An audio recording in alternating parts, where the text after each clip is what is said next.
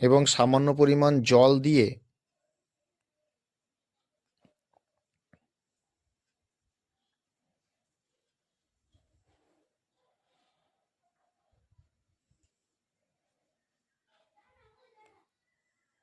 Pressure কুকারের ঢাকনাটিকে লাগিয়ে দিতে হবে।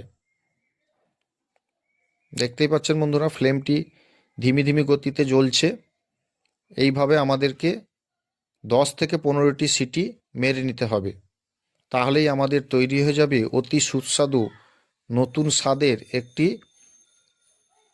নিরামিষ ঘুগনি।